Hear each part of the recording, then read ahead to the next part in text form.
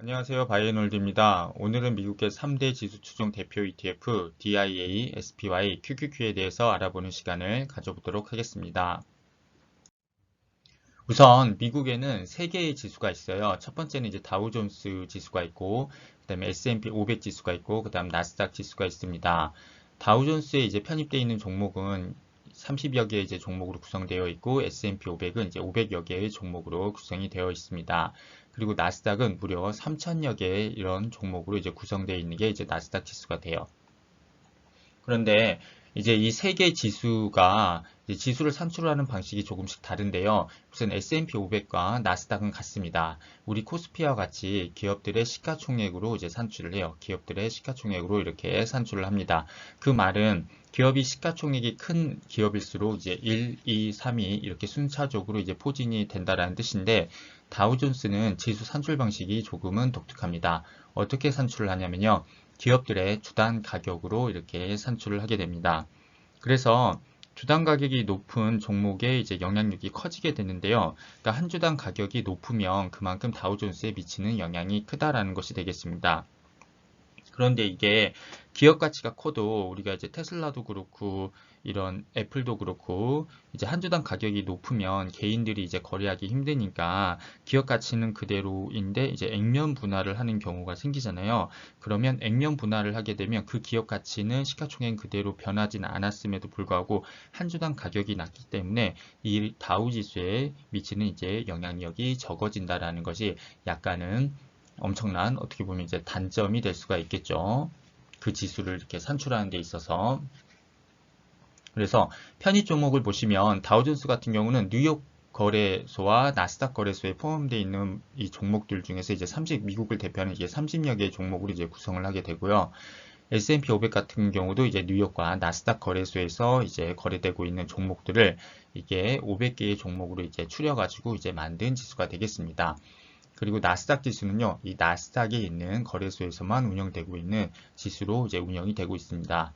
그래서 이러한 세 개의 지수를 추종해서 만든 ETF가 있어요. 그 ETF의 티커는 다우존스의 이제 30여 개 종목을 이제 그대로 추종하게 만든 ETF가 바로 DIA ETF고요. S&P 500 지수 500개 종목을 그대로 추종하게 해서 만든 설계한 ETF가 바로 SPY가 되겠습니다. 그리고 나스닥을 그대로 추종하게 해서 만든 ETF가 바로 QQQ ETF가 되는 것을 보실 수가 있겠습니다. 이 운용사를 보시면 다 이제 미국의 이제 6대 자산 운용사에 들 정도로 운용사 규모가 굉장히 튼튼한 그런 운용사가 되겠습니다. 그래서 DIA는 스테이 스트리트, 그다음 SPY도 스테이 스트리트, 그다음 QQ는 인베스코가 운영을 하는 것이 되겠습니다. 운용 보수 같은 경우는 이제 SPY가 가장 저렴한 0.09%고 그 다음 DIA가 0.16%, QQQ가 0.20%가 되고 있는 것을 보실 수가 있겠습니다. 그리고 배당 수익률 같은 경우는 이제 1년에 이제 배당을 주는데요. DIA는 1.69%, 그다음 SPY는 1.41%, QQQ는 0.55%로 아무래도 기술주 중심인 성장주 위주인 QQQ는 배당 수익률이 조금 낮은 편이고 DIA는 굉장히 조금 다른 이 두 가지 ETF에 비해서는 조금 높은 것을 보실 수가 있겠습니다. 그리고 배당 주기는 DIA는 이제 월배당이 되겠고요. 그러니까 월마다 1.69%를 이제 월마다 이제 주는 것이 되겠죠. 그러니까 1년에 1.69% 받을 것 중에서 이제 12개월로 쪼개서 월마다 주는 것이 되겠습니다. 그리고 나머지 두 개는 이제 분기 배당이 되겠죠. 그러니까 1년에 4번 주는 것이 되겠습니다. 그리고 상장일은 이제 세 가지 ETF 모두 다 이제 상장된 역사가 오래됐는데 이제 SPY 같은 경우는 이제 1993년에 이제 가장 오래된 그런 ETF가 되겠습니다. DIA는 98년도, 그다음 QQQ는 99년도가 되는 것을 보실 수가 있겠네요.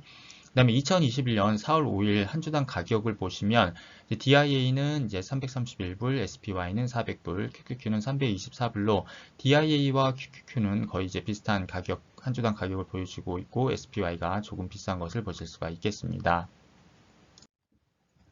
그래서 제가 이제 DIA 그다음에 SPY 이제 QQQ의 이제 탑 10의 이제 비중과 이제 보유 종목들을 가져왔는데 이제 DIA는 이제 보유 종목 이제 31개 정도, 그다음에 SPY는 157개, 그다음 QQQ는 103개의 종목을 이제 보유하고 있는 것을 보실 수가 있겠습니다.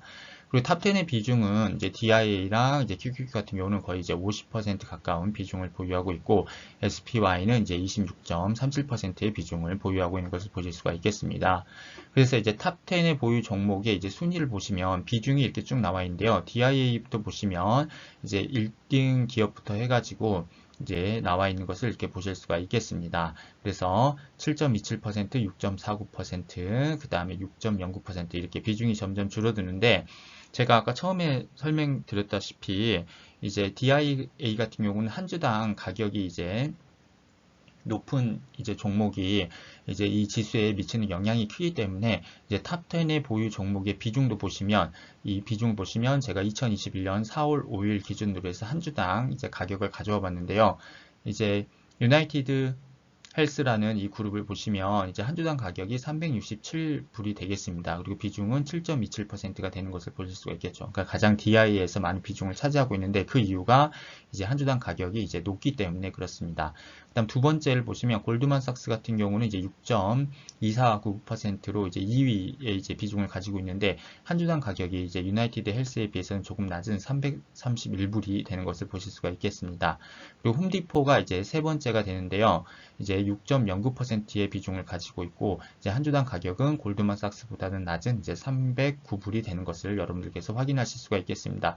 이렇게 뒤로 갈수록 이제 탑10의 비중이 이제 점점 이제 순위가 뒤로 갈수록 이제 비중이 점점 줄어드는 것을 보실 수가 있는데요. 그것을 보시면 이제 한 주당 가격이 점점 이렇게 또 줄어드는 것을 보실 수가 있겠습니다. 그래서 이제 10등인 비자를 보시면 이제 4.29%를 포함하고 있는데요.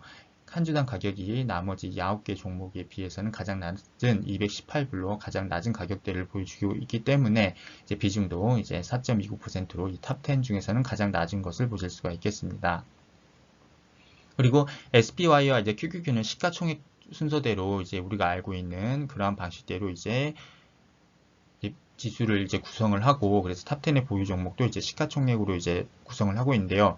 SPY 같은 경우는 이제 뉴욕 거래소와 나스닥 거래소에 있는 종목 중에서 이제 시가총액 순서대로 이제 500개의 종목을 이제 골라서 이제 만든 그러한 S&P 500 지수를 추정하고 있는 SPY 같은 ETF를 보시면 이제 8, 9, 12에 보시면 이제 뉴욕 거래소에 이제 상장되어 있는 이제 버크셔 해스웨이라든지 JP 모건이라든지 이제 존슨앤존스 이러한 기업들이 이제 기술주가 아닌 이러한 기업들이 이제 포함된 걸 보실 수가 있고요. QQQ 같은 경우는 무조건 이제 나스닥에 상장된 그런 지수만을 이제 수정하게 만든 그런 지수이기 때문에 8, 9, 12도 역시 기술주인 엔비디아, 페이퍼 홀딩스, 그다음 인텔 이런 기업들을 이제 포함하고 있는 것을 여러분들께서 확인하실 수가 있겠습니다. 그래서 여러분들께서 이제 투자하시는 이 ETF가 이제 DIA든 SPY든 QQQ든 무슨 종목을 이제 보유하고 있는지는 한 탑10의 정도 비중 정도는 확인하시고 투자하시는 게 좋지 않을까라는 생각이 듭니다. 그래서 제가 이 세 가지 ETF의 이제 5년치 수익률을 가져왔는데요. 이제 보시는 바와 같이 이제 DIA가 하늘색, SPY가 이제 빨간색, QQQ가 녹색인 걸 보실 수가 있겠습니다.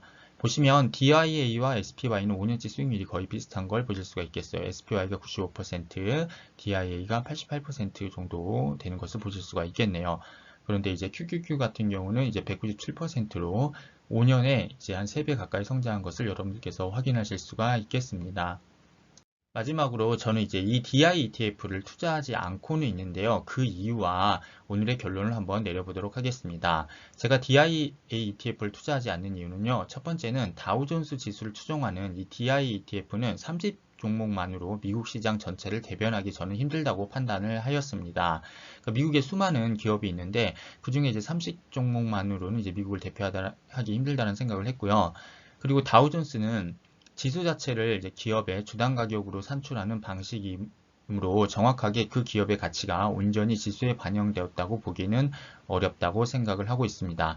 그래서 어떻게 보면 이제 미국을 대표하는 기업 중에 이제 구글이나 이제 아마존 같은 기업도 될 수 있는데, 이 DIA 그러니까 이 다우존스 이 30 종목이 이제 들어가지 이제 않게 돼 있어요. 않고 있습니다. 그 이유가 뭐냐면 이제 아마존은 한 주당 가격이 3,000불이 넘고 이제 구글 같은 경우도 한 주당 가격이 2,000불이 넘기 때문에 만약에 이 다우존스를 추정하는 이 DI ETF에 이 아마존과 구글이 들어가게 되면 그 한 주당 가격이 높기 때문에 그 아마존과 구글의 어떤 영향력에 의해서 이 다우존스의 지수의 움직임이 결정될 수가 있기 때문에 굉장히 어떻게 보면 약간 그 지수의 신뢰성에 대해서 이제 의문을 우리가 가질 수가 있는 것이 되겠죠. 그래서 저는 이제 DIA ETF를 투자하는 대신 S&P 500 지수를 추종하는 SPY와 성격은 같지만 수수료가 저렴한 이제 IVV를 이제 투자를 하고 있습니다. SPY 같은 경우는 앞서 보시다시피 이제 수수료가 1년 보수가 0.09%인 반면에 이제 IVV 같은 경우는 0.03%를 1년 보수로 내기 때문에 같은 그런 지수를 추종한다면 저는 수수료가 저렴한 것이 좋다고 생각을 하여 저는 IVV를 투자하고 있고요. 그리고 기술투 중심인 QQQ를 또한 투자하고 있습니다. 여러분들께서도 투자하시는데 참고해 주세요. 궁금한 점 댓글로 남겨주시고요. 오늘도 영상 시청해 주셔서 너무 감사합니다. 이상 바이앤홀드였습니다.